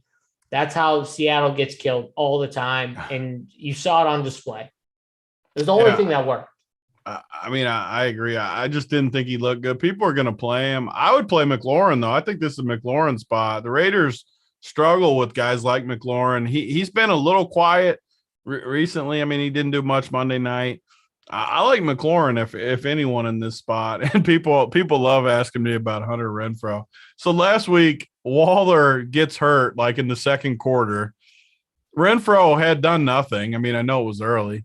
Then he just gets peppered because they got no one else. So 9 targets, 8 for 134. He still only gets 21. Don't get me wrong. Yeah, 21's good. But he literally had the perfect outcome again. I'm going to be known as the Hunter Renfrow hater, and I'm okay with that because I just am never, ever playing this guy ever. And if he runs pure like that and Waller gets hurt, and Waller probably isn't even going to play this week, so he's going to get even more freaking targets. But I'm just not going to play a guy that needs 10 catches to get me there. Well, I will say if Waller's out, Foster Moreau, who looked good the last time Waller was out, is 2,700. Yeah. He's 2,700 at a tight end spot where I'll say there's not a lot of I don't. He's got to be a near anyways. lock at 2,700. Yeah. I mean, I think so. So I will say J.D. McKissick didn't practice today. If he were to be out, I'm stunned that he's not just out. He looked terrible when he got hurt on Monday. Yeah, I know. I always like attacking Las Vegas on the ground. And at least Washington has shown that they'll give Gibson 20. They gave him 29 carries. I mean, if he's going to get close to that type of workload, I mean, he had 36 touches, Tony, in that game. Like, if he gets 25, he's probably going to crush this Las Vegas team. However they happen. Like, they could happen in the passing game, the running game, whatever. Like, that's where Vegas bleeds points is in the run game. So I would look at him and the tight end, and probably that's it. I mean, maybe D-Jax at 4-2. We had our D-Jax hit. We got to take our victory and move on. We got our victory. I will say, though, it is a good spot against the football team secondary. I don't think I'd rather just play your boy Zay Jones. No, you don't. Stop. He's 3K instead of 4K. No, but Deshaun. I'm telling you right now, him and Derek Carr still haven't hit for that like monster over the top like 70-yard bomb. He ran for that touchdown. Like, he caught it for like 20 something, then ran for the other bit. Like, they're going to connect on a monster deep play. I will keep saying Derek Carr. I think once you get him up though, like, I don't know. I always weigh the 3K and 4K, like, big difference. I don't know. That's it could fair. be wrong though. I'm not saying it's for sure right. I think when he's 4,200, I feel like he needs more than the 3K guy. I still think in tournaments he's got upside, but you don't like Derek Carr. So Big Kev in the chat is kind of what I'm talking about Zay, though. He said Zay Jones played 96% of the snaps last week, and he's 3,200. Yeah, that's fine. Deshaun Jackson has big playability. Zay Jones sadly does not. That's your boy. Don't call out your boy. I just clicked on Zay. Oh, I want action now. 7 targets, 5 for 59, and he's 3K. Oh, sign me up. Zay Jones is definitely a better play than Deshaun. 1K cheaper? I didn't realize Zay got peppered that much. That's your boy, too. Your boy. I'm playing him because he's going to own you. Tony, that's your boy. Tony, I don't think you realize when Darren Waller went out, everyone that is your boy, peppered. JSU. No. I'm going to own you with your boy. I'm going to play the. You left me my last voicemail about Zay Jones. Do I have to play Derek Carr stacks? Oh God, tight end and Deshaun, and I can play. See, you hate Derek Carr, but Derek Carr is not as bad as all you guys on Twitter make fun of him for. He actually can make throws. And the one thing I like about Derek Carr is everyone that plays him is going to play Renfrow, and I can just play him with 2 other pieces. So that is what I like about. Maybe I'll reverse course and play him with Zay Jones and the tight end. There you go. I can play all the running backs. You might have just said my build, JSU. All those big running backs with that little 3-man stack. Yeah. Run it back with McLaurin. Oh my! You just built my team. There you go. I see. It's a 50 total. You just built it. I'm going to put it in right now. Let's see what it looks like. Uncle, as Tony puts in his winner for tonight in the Millie Maker on a Wednesday. Tony, you can't touch that team once you build it. I'm going to put one team in right now. It's locked. This minute too. While Dunkel's talking, I'm putting it in. What do you think, Dunkel? Is Derek Carr the winner, or is it Washington football season? So this will be a game I pass on. I don't buy the offensive firepower that we just saw from Vegas. I think Washington's more consistent offensively, so I do agree with Tony that Washington makes more sense to back here. Winners of 3 straight as well, so playing confident. And is it just me, or it seems like the NFC East plays a lot of out of conference games, or has played a lot of out of division games pretty good this season. I mean, sure, they're beating up on each other internally, and the Cowboys are trumping most, but I feel like pound for pound, it's an underrated division. I mean, Philly's good. The Giants are competent. Washington, same thing. I like Heineke too, watching him week in, week out. He just seems like he's a quarterback that's progressing with each start, getting better and better. I don't know. I don't know what to make of the Vegas team though. This will be a game I avoid. This could definitely shoot though, for sure. 2 defenses that are extremely vulnerable to the pass. You could probably play Derek Carr over his props. It seems like you play any quarterback over their passing yard prop, and it's like automatic money against both these teams, like the Washington secondary and the Raiders secondary. Both teams just consistently get lit up through the air. So something to note there. But other than that, I'll likely pass this game. DFS though, yeah, you're gonna have to have a few different stacks in this game, because this does make sense for points to be scored. Yeah, I'm with it. I will say it again. I don't like Renfro like Tony. I do like Antonio Gibson if JD McKissick is out for sure. Like attacking them with the running backs, Vegas. And then I like the cheap guys. I'm with Tony. You can play Foster Moreau, and he likes Zay Jones. I like D-Jax. But either way, you can play a nice cheap Derek Carr stack. So I like it. And then bring it back with, like he said, either Terry McLaurin or Antonio Gibson. So either way, Tony, we got 2 different ways of stacking this game up. I'm going to put it in one way. You can put it in another way. Hopefully one of us ships the Millie. I'll take it. Either one of us. Doesn't matter. I might just triple stack it in this team. There you go. See? I'm putting it in right now. I'm going to leave it in there. Just 1 Millie team. I'm not going to change it. 1 Millie team. Triple stacking it. Moreau, Deshaun Jackson, and Zay Jones. Did you see Jayshawn Tate had a 70 burger? Yeah. Buddy. I wonder how many of those Jayshawn Tate teams had Kevin Porter or Wood. I can tell you mine doesn't. I can tell you. Oh, you play Jayshawn without those guys? I didn't play those guys, so yeah, it has to be without those guys because I didn't play any Wood and Tate. Let me see. Oh, wait, I'm talking about Kevin Porter. So you played Tate or you didn't play Tate? I played Tate. I didn't play the 2 that left early. Oh, so you must be in a good spot. Well, I don't think I played a ton of them. I literally probably played like a couple teams out of my 150. I'm just saying, if people were stacking that game up, probably a lot of people ended with one of those. Yeah, they had to have. I mean, if you were stacking that game, you had to have one of those other people. That's what I mean. Luckily, I did avoid that. So maybe I could have got a lucky combo with just him with because he for sure was with like Giannis teams too. So yeah, for sure. Hopefully you got the winner in there somewhere. We still got this. I mean, I don't have much. Like literally, I probably got like 3 teams of 150 or something, like small number. Well, you never know. We got this late game, so hopefully that game goes nuclear and can get something at the end of the night. I think we got only a couple games left here. Let's see.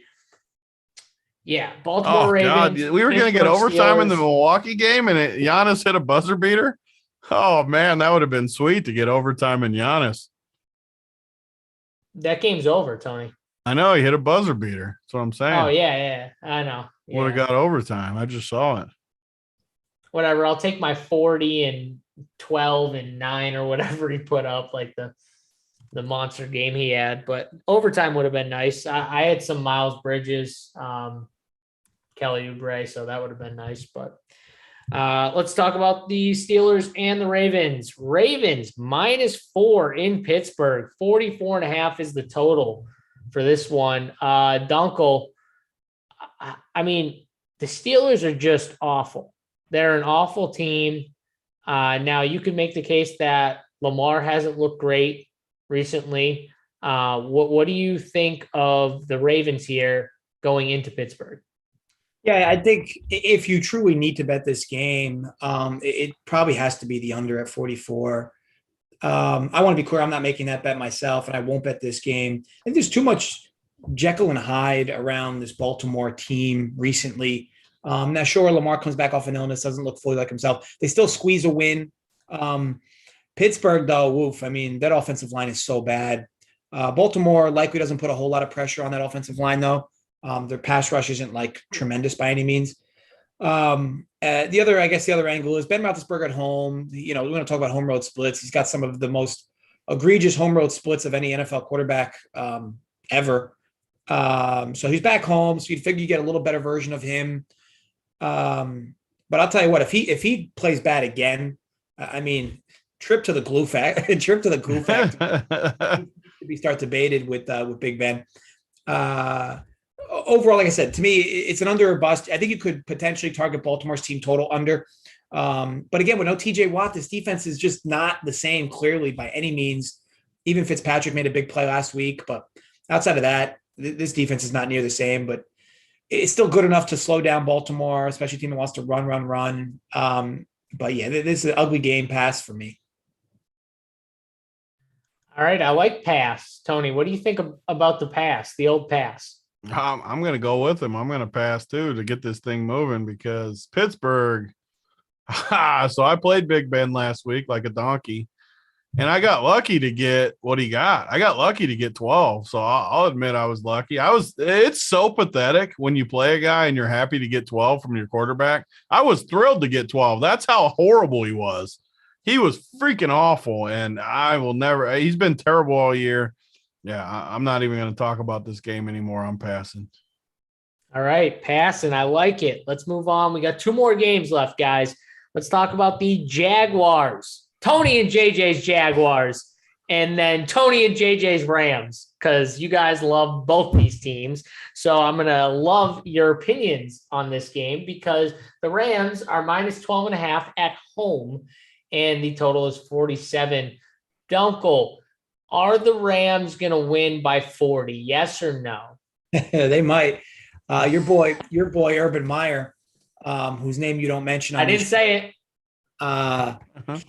You know, hopefully, maybe he's coaching Oklahoma next year. Who knows? This NFL stint hasn't been a great one for him. Yeah. So this Rams team needs to win bad. They have fallen off quite a bit. Stafford's fallen off quite a bit. Isn't it crazy, right? A few good weeks in the NFL, people's perceptions go way, right or left, and a few bad games, same thing. They go way right or left. The Rams are still one of the best teams in the NFC. I know they've played a few bad games in a row. They're seemingly lacking continuity. OBJ comes, team hasn't won since. But this is your typical get right spot. I will not be laying 2 touchdowns though. Against a Jacksonville team who's looked a little more, full with life, if you will, the last few weeks in general. I guess they're getting their wings under them, if you will. But this is not a good spot for Jacksonville by any means. They're not going to have to worry too much about home field advantage with it being in LA and fans barely show up there. But you would figure the Rams, this would be an offensive showcasing for them. The problem is, with this total, they're going to need like 31 plus for it to cash. And I'm not sure how willing the Rams are to really step on a team like Jacksonville's throat. Doesn't really prove anything. So I think from DFS purposes, I do believe you have a lot of flexibility here because you can definitely run back somebody on Jacksonville. You can definitely run a stack with the Rams. This is likely a good Cooper Kupp bounce back spot. But betting wise, I'm going to stay away from this one. Tony, what are you thinking here? Is this a game? I think typically for DFS purposes, you try and stay away from some of these like higher total games where it seems like it's very one-sided. But do you think it's one-sided? Is that how you see this game going? Yeah, I see it as one-sided, and you're right. I struggle with these. It's just the truth. it might be a mistake from my part. I just don't go here. If I do go to games like this, it's always just one piece. Like, I have no issue playing one piece from the Rams whatsoever.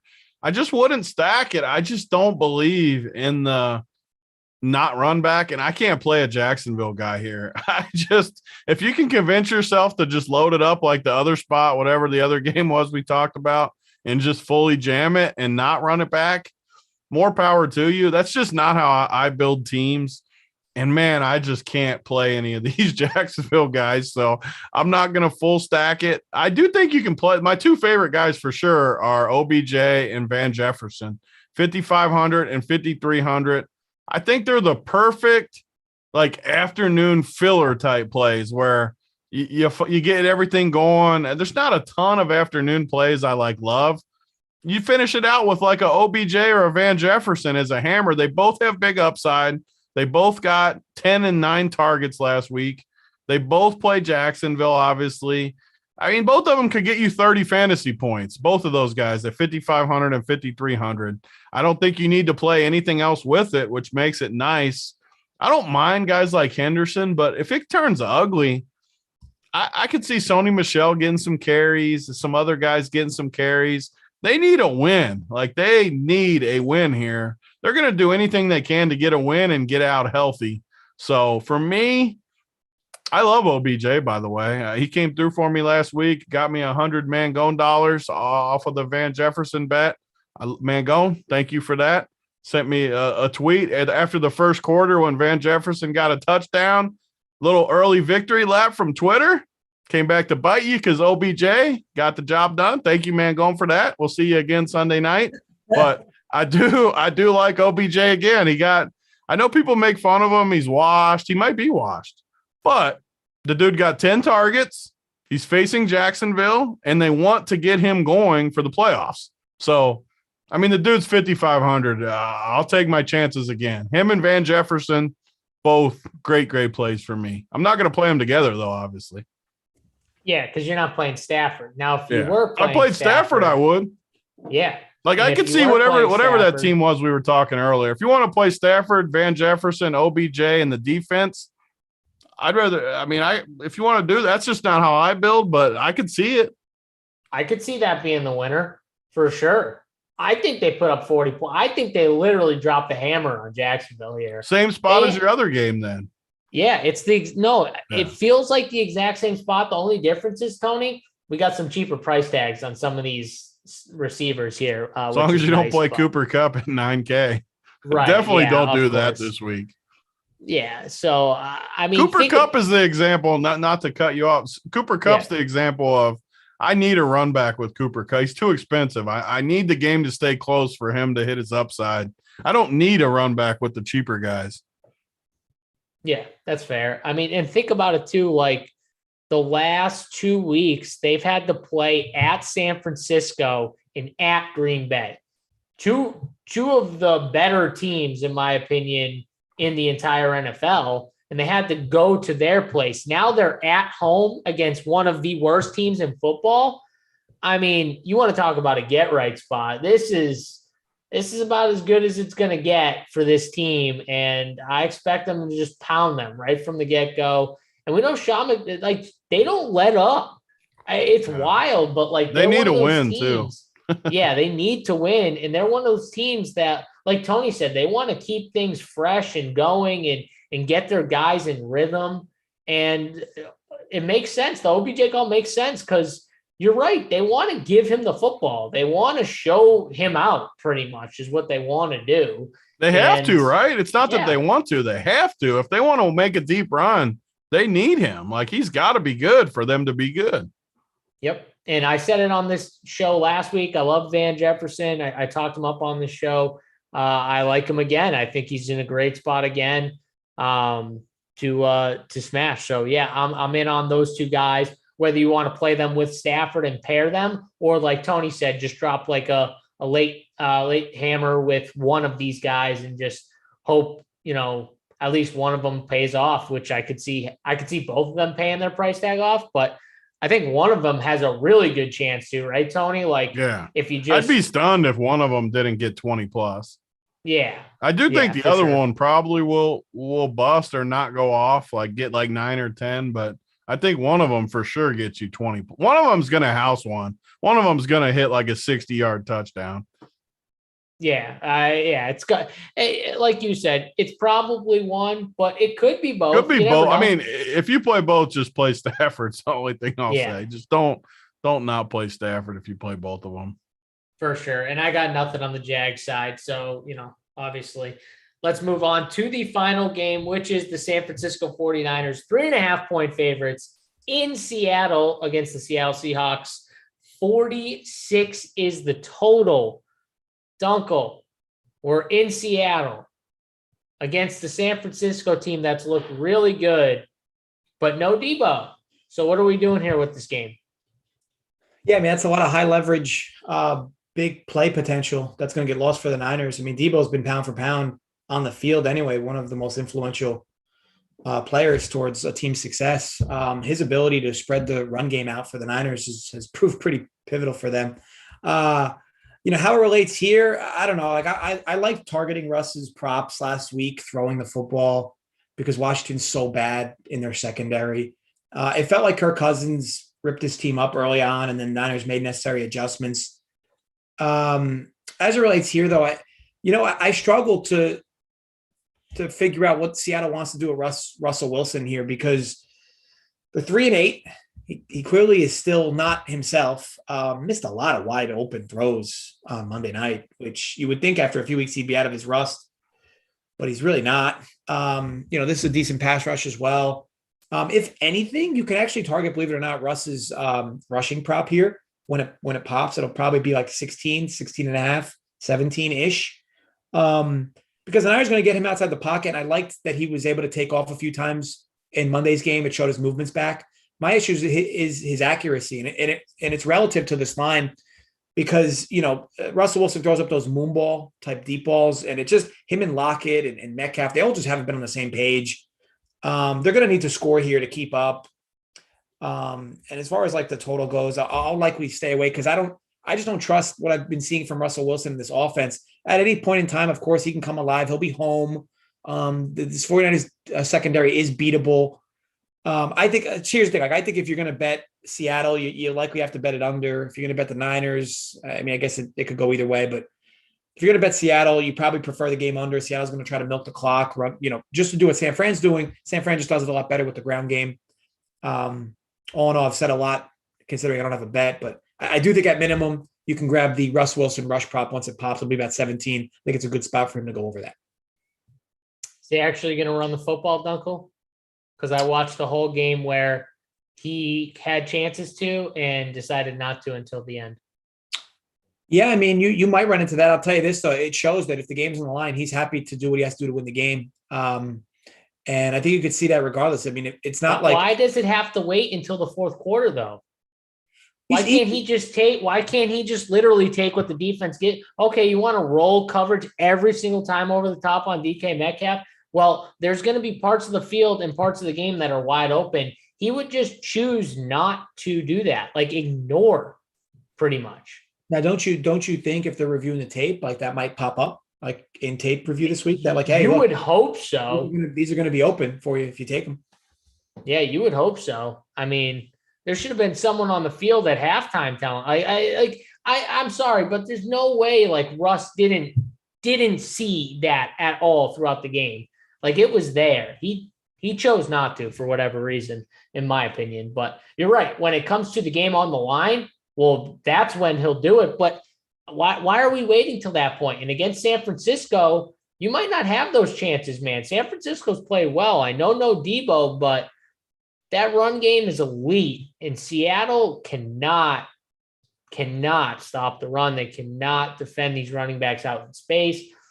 And then, Ayuk, Kittle, I mean, they still got some weapons. So I think that the running back is in a smash spot, Mitchell.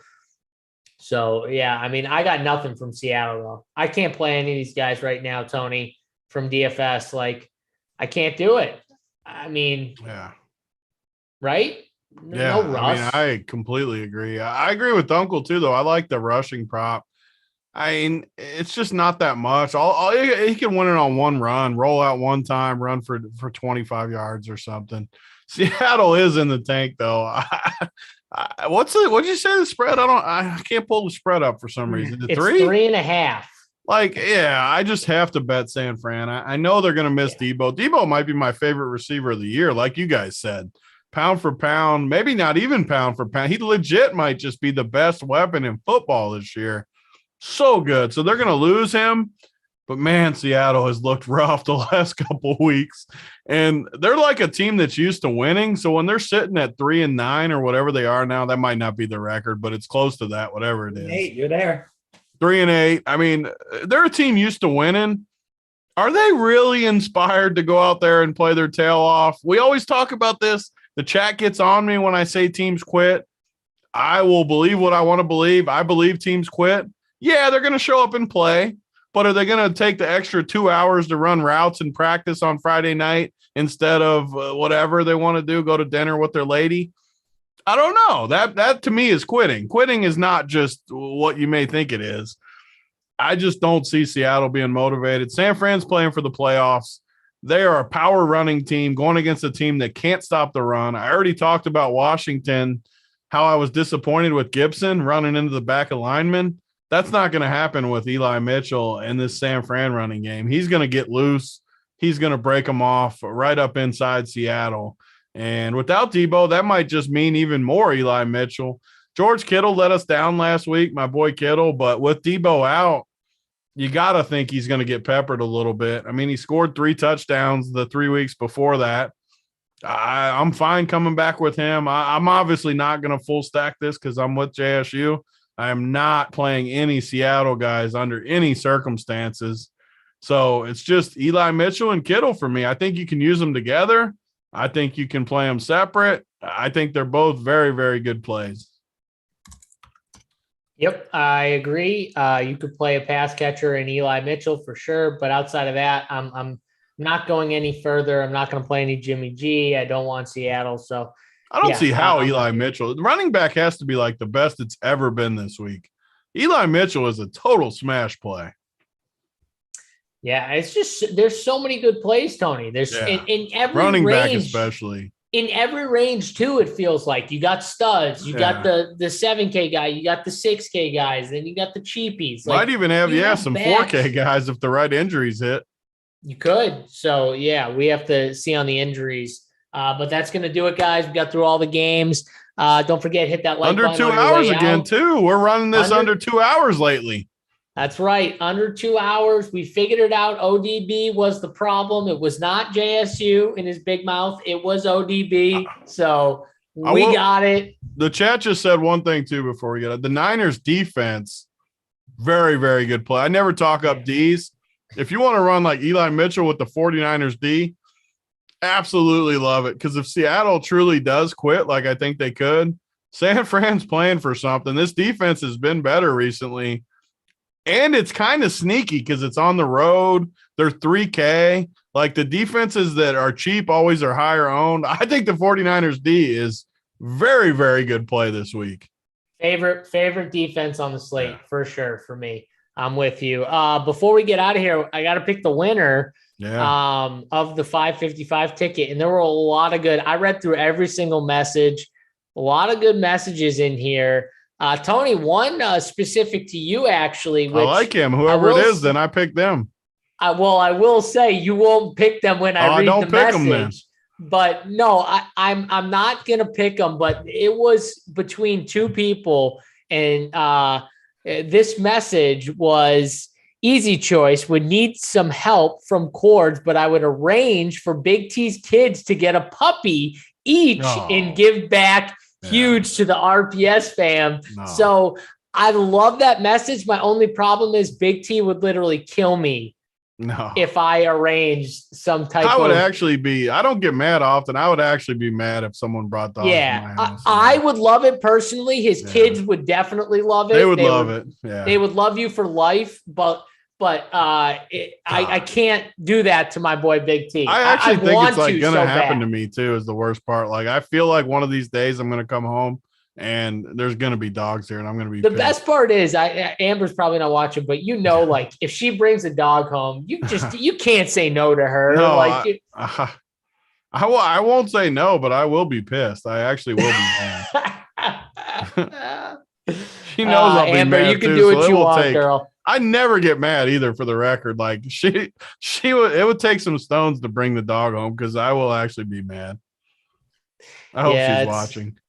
So I can't pick you though. Sorry. It was a good message though. I'm going to pick username in the Discord, Cheeser7.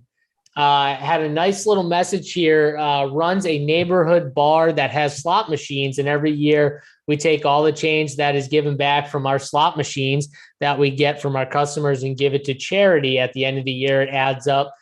And we match it. So whatever it adds up to, the bar matches it. And it's a local charity called Almost Home.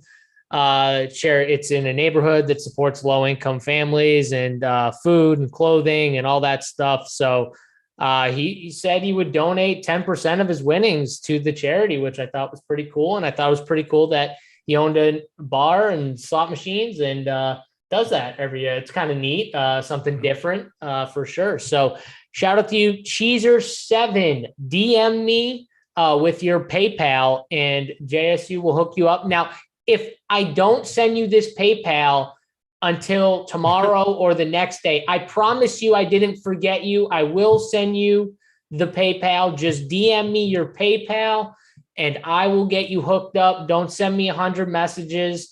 That will get you unhooked for the ticket. If you send me 100 messages, I will pick somebody else. So just send me 1 or 2 messages, with your PayPal. And I got that going on currently with one guy that won a ticket with me. He pissed me off. First time I've ever held back on the ticket, because he sent 4 million messages to me, and I told him he needs to calm down, and he kept sending it. And I'm like, I'm the one giving the ticket. There's no obligation. You're being a dick, or you're not going to get the ticket. So it happens. Yeah. Yeah. You said it to me that one time, and I'm like, yeah, that would be kind of annoying if people just kept sending me messages. So I promise I will not forget you. When we do these ticket mad gives too. away, They're getting mad at you. It's you're still getting a free ticket. What are you getting mad at me for? I'm gonna send it. It's just unless you piss me off. What's the difference if we wait 24 hours or what's the difference if you wait a week? Yeah, you're still gonna get it. I mean, we're not holding back. We've given out how many tickets too since we've opened? We've given out I bet we've given out 100 tickets or close to it. Yeah, we've given out so many tickets. This is not our first rodeo. I promise you, I'm going to get you hooked up. So shout out to you again, Cheeser7, and everyone else who put the messages in. I did read everyone's message, by the way. I didn't just skim it. I read every single message. Very cool, some of the messages. We'll do this again. We will always give back. So after Taysom ships tomorrow, I'll give a 555 ticket too. Okay, there you go. The Taysom Mills shipper will bring another RPS Millie Maker 555 ticket into a member's hands. But hopefully we get to that point. I hope so. We'll see you guys tomorrow for the Showdown show. Don't miss out. If you're not an RPS member, get in. The Showdown show starts at 3:45 Eastern time for members only. Me, Big T, will be giving you those winners tomorrow. So check that out. But for me, JSU, Big T, and Uncle Dunkel gives the winners every single week, except for, Saturday. We'll see you guys next week. Good luck. Bye.